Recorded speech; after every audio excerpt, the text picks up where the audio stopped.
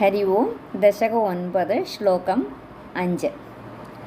ശതേന പരിവത്സരേ ദൃഢസമാധിബന്ധോല്ലസത് പ്രബോധവിശദീകൃതഃ സഖലു പത്നിനീ സംഭവഃ അദൃഷ്ടചരമദ്ഭുതം tawa he രൂപമന്തർദൃശാ വ്യചഷ്ടപരിതുഷ്ടധീർഭുജഗഭോഗഭാഗാശ്രയം.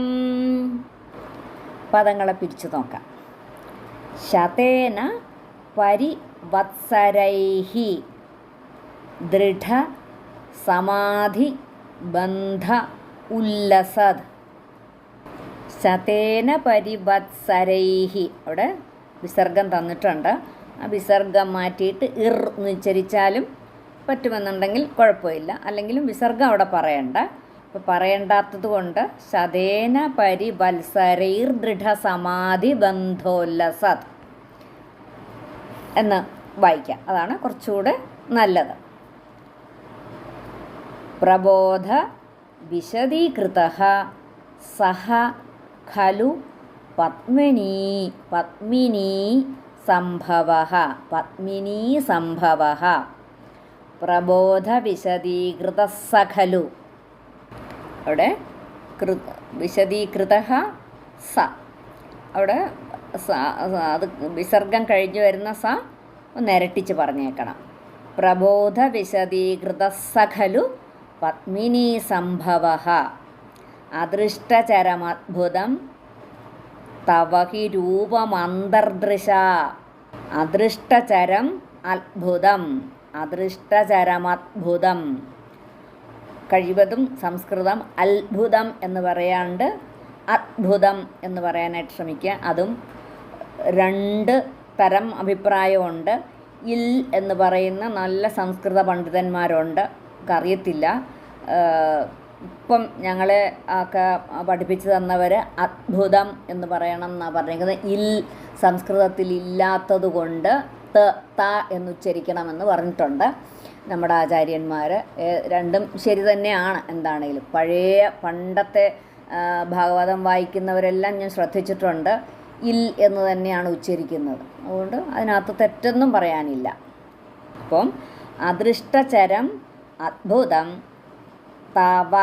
Tawa he രൂപം അന്തർദൃശ വ്യചഷ്ട പരിതുഷ്ടധീഹി. അവിടെ ആ ധീഹിക്ക് പകരം ഇർ ഉപയോഗിക്കാം ചേർക്കാൻ വേണ്ടിയിട്ട്. ധീഹി വിസർഗം പറയാത്തത് കൊണ്ട് വ്യചഷ്ട പരിതുഷ്ടധീർഭുജഗഭോഗഭാഗാശ്രയം എന്നുച്ചരിക്കാം. അപ്പം വ്യചഷ്ട പരിതുഷ്ട ധീഹി ഭുജഗ ഭോഗ ഭാഗാശ്രയം. ശതേന പരിവത്സരേ ദൃഢസമാധിബന്ധോല്ലസത് പ്രബോധ വിശദീകൃതഃ സഖലു പത്മിനീ സംഭവഃ അദൃഷ്ടചരമദ്ഭുതം തവ ഹി രൂപമന്തർദൃശാ വ്യചഷ്ടപരിതുഷ്ടധീർഭുജഗഭോഗഭാഗാശ്രയം. ശ്ലോകം 5 അന്വയവും അർത്ഥവും. സഹ പത്മിനീ സംഭവഃ ഖലു. ആ പത്മജൻ ബ്രഹ്മാവാകട്ടെ ശതേന പരിവത്സരൈഹി 100 ദിവ്യ സംവത്സരം കൊണ്ട്, 100 എന്ന് പറയുന്നെങ്കിലും അനേകം എന്നെടുക്കുക, അനേകം ദിവ്യ സംവത്സരം കൊണ്ട് ദൃഢസമാധിബന്ധോല്ലസത് പ്രബോധ വിശദീകൃതഃ. ദൃഢമായിട്ടുള്ള ഉറച്ച സമാധിയെ ധരിച്ചതിനാൽ ജ്ഞാനം തെളിഞ്ഞു. മനോമാലിന്യമെല്ലാം വിട്ടവനായി തീർന്നു. ആർക്ക്? ബ്രഹ്മാവിന്. പരിതുഷ്ടധീഹി, അങ്ങനെ ആനന്ദ ചിത്തനായിട്ട് ആനന്ദം നിറഞ്ഞ അന്തരംഗത്തോടുകൂടി അദൃഷ്ടചരം അദ്ഭുതം ഭോഗഭാഗാശ്രയം തവ രൂപം.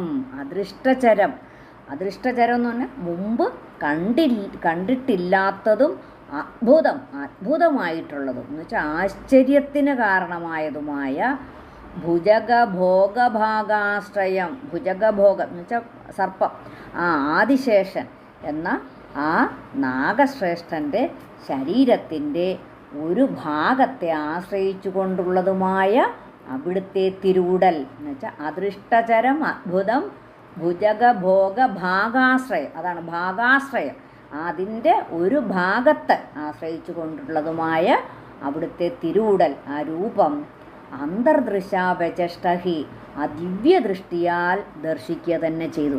നേരിട്ട് കാണുകയല്ല ചെയ്തത്. അപ്പം ഇത്രയും നാളെ ആ ഉറച്ച സമാധിയെ ധരിച്ചതിനാൽ ജ്ഞാനം തെളിഞ്ഞു.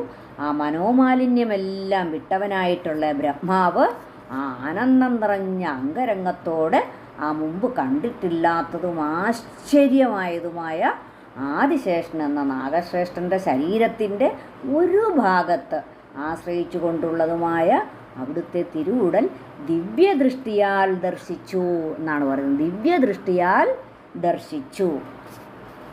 ശതേന പരിവത്സരേ ദൃഢസമാധിബന്ധോല്ലസത് പ്രബോധവിശദീകൃത സഖലു പത്മനീ സംഭവഃ അദൃഷ്ടചരമദ്ഭുതം തവ ഹി രൂപമന്തർദൃശാ വ്യജഷ്ടപരിതുഷ്ടധീർഭുജഗഭോഗഭാഗാശ്രയം.